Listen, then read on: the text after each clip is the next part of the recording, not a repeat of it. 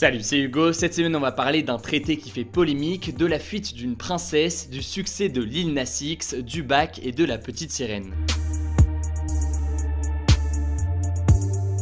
Notre première actu, c'est un traité qui fait énormément débat entre l'Union Européenne et des pays d'Amérique du Sud regroupés derrière ce que l'on appelle le Mercosur. Pas d'inquiétude, je vais vous expliquer tout ça. Le Mercosur, c'est en fait une alliance commerciale de 4 des économies les plus puissantes d'Amérique du Sud, c'est-à-dire donc le Brésil, l'Argentine, le Paraguay et l'Uruguay. Cet accord a été négocié pendant 20 ans et donc, comme je le disais, signé la semaine dernière par l'Union Européenne et par les pays du Mercosur. Mais attention, c'est pas parce qu'il est signé qu'il est validé. En gros, il doit encore être ratifié, c'est un peu complexe, mais si vous voulez plus d'informations, eh bien je vous mets des liens dans la description. Pour le moment, on ne sait pas tout ce que contient le traité et on a seulement accès à un résumé de 17 pages. Du coup, voilà en gros ce qu'il faut en retenir. Cet accord commercial a pour objectif de faciliter les échanges entre les deux partenaires. Pour ça, plusieurs mesures sont prévues et la première, la plus importante, c'est la suppression d'une immense partie des droits de douane sur les exportations d'une zone économique à l'autre. En gros, pour faire simple, on réduit les taxes des produits qui vont de l'Union Européenne aux pays du Mercosur et inversement. Ensuite, l'Union Européenne devra importer chaque année 160 000 tonnes de viande bovine qui vient du Mercosur. Enfin, en retour, les pays de l'Union Européenne pourront plus facilement installer leurs entreprises sur les marchés des pays sud-américains. Mais cet accord fait débat depuis sa signature, surtout parce que le président du Brésil, Jair Bolsonaro,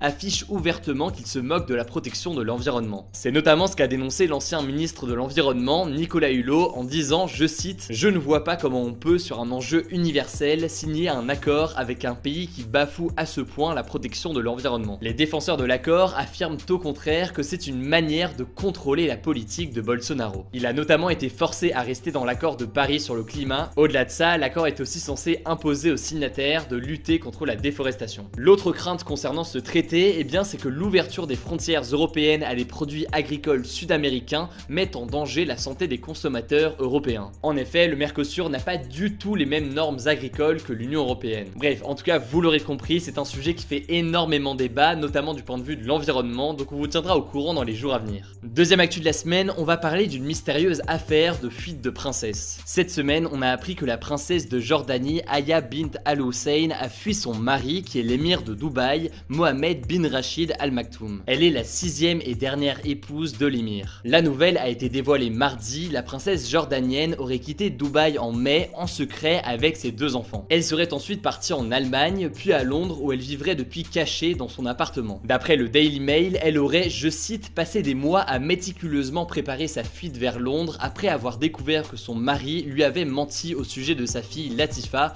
en prison.